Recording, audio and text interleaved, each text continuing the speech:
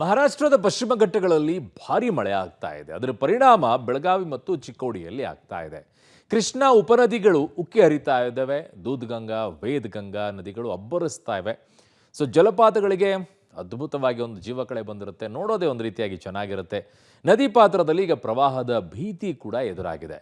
ಇನ್ನೊಂದು ಖುಷಿ ಏನು ಅಂತಂದರೆ ಹಾರಂಗಿ ಮತ್ತು KRSಗೆ ಅಪಾರವಾಗಿ ನೀರು ಹರಿದು ಬರ್ತಾ ಇದೆ. ಖುಷಿನೇ ಅಲ್ವಾ? ಜಲಾಶಯಗಳು ಭರ್ತಿಯಾದರೆ ನೋಡಿ.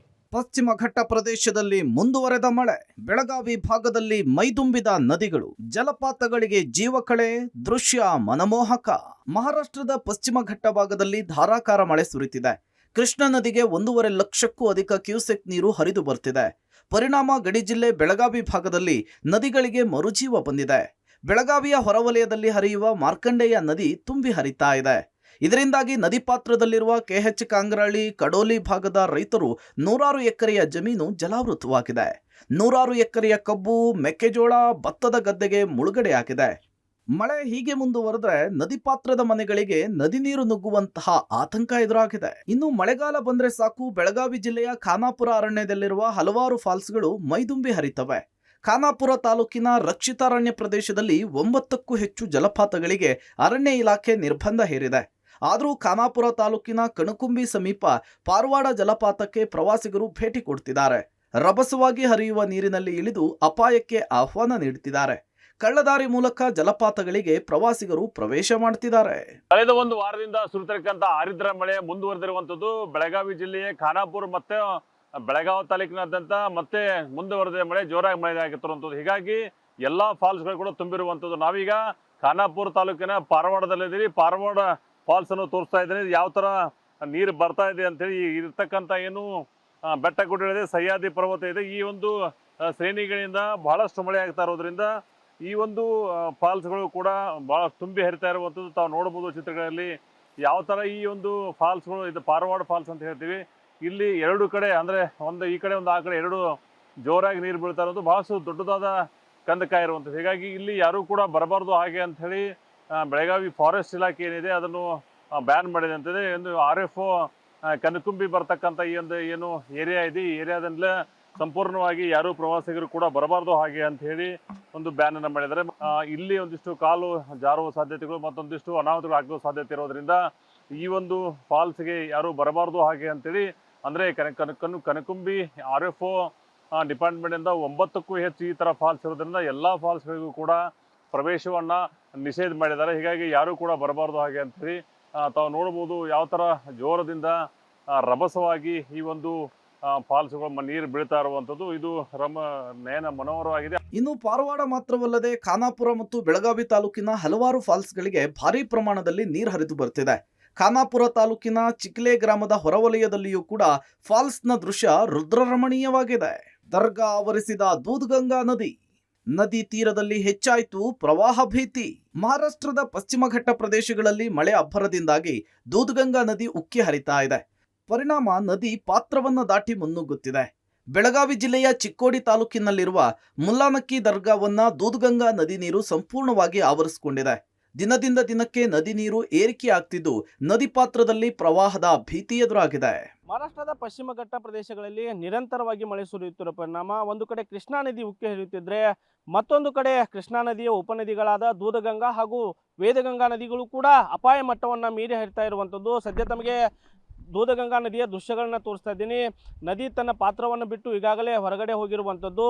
ಏನು ನದಿ ತೀರದ ಜಮೀನುಗಳಿದ್ದಾವೆ, ಜಮೀನುಗಳಿಗೆ ದೂದಗಂಗಾ ನದಿ ನೀರು ನುಗ್ಗಿರುವಂಥದ್ದು. ಅದ್ರ ಜೊತೆಗೆ ಪ್ರಮುಖವಾಗಿ ಬೆಳಗಾವಿ ಜಿಲ್ಲೆಯ ಚಿಕ್ಕೋಡಿ ತಾಲೂಕಿನ ಏನು ಮುಲ್ಲಾನ್ಕಿ ಗ್ರಾಮದ ಮುಲ್ಲಾನ್ಕಿ ದರ್ಗಾ ಏನಿದೆ, ದರ್ಗಾ ಕೂಡ ಜಲಾವೃತವಾಗಿರುವಂಥದ್ದು. ದೃಶ್ಯದಲ್ಲಿ ನೋಡಬಹುದು, ದರ್ಗಾದ ಕೇವಲ ಗೋಪುರ ಮಾತ್ರ ಕಾಣಿಸ್ತಾ ಇರುವಂಥದ್ದು. ಹೀಗಾಗಿ ದರ್ಗಾ ಸಂಪೂರ್ಣವಾಗಿ ಜಲಾವೃತವಾಗಿದೆ. ಈ ಹಿನ್ನೆಲೆಯಲ್ಲಿ ಸಾಕಷ್ಟು ಸಂಖ್ಯೆಯಲ್ಲಿ ಈ ದರ್ಗಾಕ್ಕೆ ಭಕ್ತರು ಬರ್ತಾ ಇದ್ರು. ನದಿ ತೀರದ ಹಿನ್ನೆಲೆಯಲ್ಲಿ ಇದಕ್ಕೆ ಸಾಕಷ್ಟು ಸಂಖ್ಯೆಯಲ್ಲಿ ಭಕ್ತರು ಬರ್ತಾ ಇದ್ರು. ಆದರೆ ಸದ್ಯ ಈಗ ಸಂಪೂರ್ಣವಾಗಿ ದರ್ಗಾ ಜಲಾವೃತವಾಗಿರುವ ಕಾರಣ ಇಲ್ಲಿ ಯಾವುದೇ ಭಕ್ತರು ಬರ್ತಾ ಇಲ್ಲ. ಕೇವಲ ದೂರಿನಿಂದ ಬಂದು ದೇವರಿಗೆ ಪ್ರಾರ್ಥನೆ ಮಾಡಿ ತೆರಳ್ತಾ ಇರುವಂಥದ್ದು. ಅದ್ರ ಜೊತೆಗೆ ಏನು ನದಿ ತೀರದ ರೈತರು ಕೂಡ ಅಲರ್ಟ್ ಆಗಿರುವಂಥದ್ದು. ಯಾಕಂದರೆ ದಿನದಿಂದ ದಿನಕ್ಕೆ ದೂದ್ಗಂಗಾ ನದಿಯ ನೀರಿನ ಮಟ್ಟ ಹೆಚ್ಚಾಗ್ತಾ ಇದೆ. ಈ ಹಿನ್ನೆಲೆಯಲ್ಲಿ ಏನು ನದಿ ತೀರದ ಪಂಪ್ಸೆಟ್ಗಳಿದ್ದಾವೆ, ಪಂಪ್ಸೆಟ್ಗಳನ್ನು ಕೂಡ ತೆರವುಗೊಳಿಸುವಂಥ ಕಾರ್ಯದಲ್ಲಿ ರೈತರು ಬ್ಯುಸಿ ಆಗಿರುವಂಥದ್ದು. ಈಗಾಗಲೇ ಸಾಕಷ್ಟು ಪಂಪ್ ಸೆಟ್ಗಳನ್ನ ನದಿ ತೀರದಿಂದ ತೆಗೆದು ಪಕ್ಕಕ್ಕೆ ಇಟ್ಟಿರುವಂಥದ್ದು.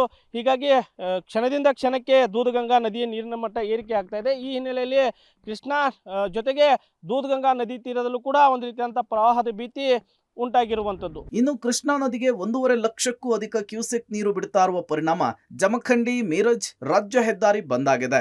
ಕರ್ನಾಟಕ ಮತ್ತು ಮಹಾರಾಷ್ಟ್ರದ ಸಂಪರ್ಕ ಕೊಂಡಿಯಾಗಿರುವ ಬೆಳಗಾವಿ ಜಿಲ್ಲೆಯ ರಾಯಭಾಗ ತಾಲೂಕಿನ ಕುಡಚಿ ಸೇತುವೆ ಸಂಪೂರ್ಣ ಜಲಾವೃತವಾಗಿದೆ. ಸೇತುವೆಯ ಮೇಲೆ ನೀರು ಹರಿತಾ ಇದ್ರೂ ಕೂಡ ವಾಹನ ಸಂಚಾರವನ್ನ ಮಾಡಲಾಗ್ತಿದೆ.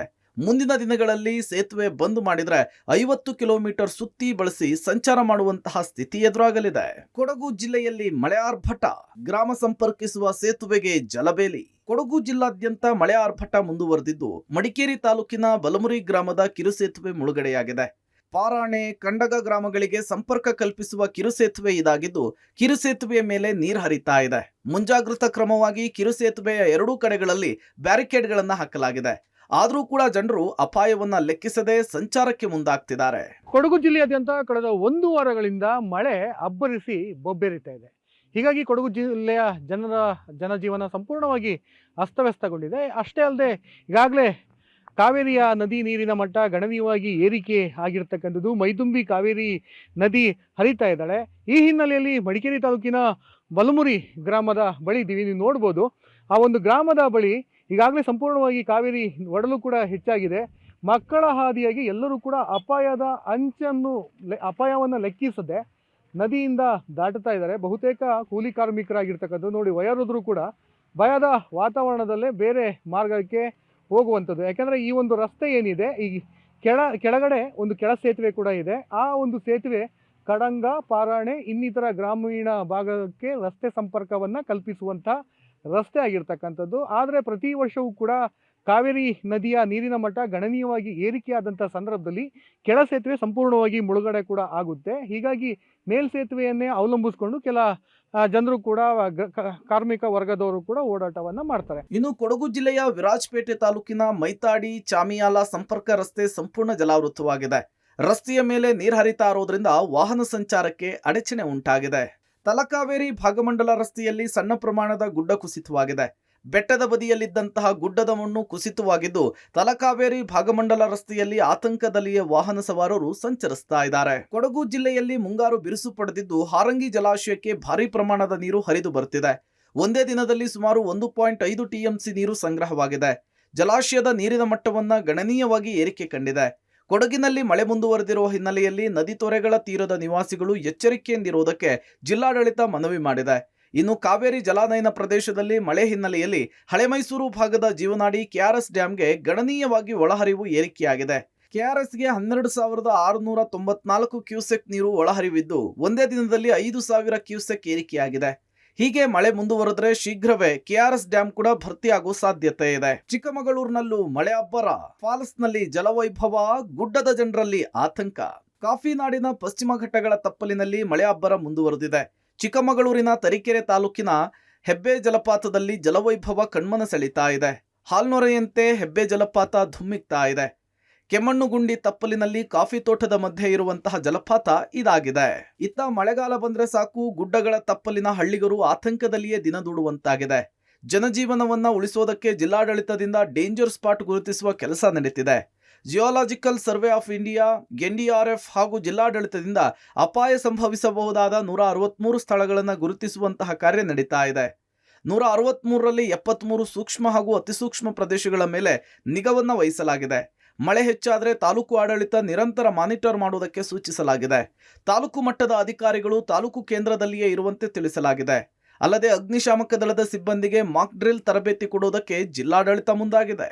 ಮಳೆಗಾಲ ಬಂತು ಅಂದರೆ ಕಾಫಿನಾಡಿನ ಮಲೆನಾಡು ಭಾಗದ ಘಟ್ಟದ ಪ್ರದೇಶದಲ್ಲಿರುವಂಥ ಹಳ್ಳಿಗರು ಮತ್ತು ಘಟ್ಟ ತಪ್ಪಲಿನಲ್ಲಿರುವಂಥ ಹಳ್ಳಿಗ ಜನಸಾಮಾನ್ಯರು ಜೀವವನ್ನು ಕೈಯಲ್ಲಿ ಇಟ್ಕೊಂಡು ಬದುಕುವಂಥ ಸ್ಥಿತಿ ನಿರ್ಮಾಣ ಆಗಿರುವಂಥದ್ದು, ಅಂದರೆ ಪ್ರತಿ ವರ್ಷವೂ ಇರುವಂಥದ್ದು. ಆದರೆ ಈ 2019 ಮತ್ತು 2023ರಲ್ಲಿ ನಡೆದಂಥ ಭೀಕರ ಜಲಸ್ಫೋಟದಿಂದಾಗಲಿ ಸಾಕಷ್ಟು ಜನ ಮನೆ ಮಠ ಬದುಕನ್ನು ಕಳ್ಕೊಂಡಿರುವಂಥದ್ದು.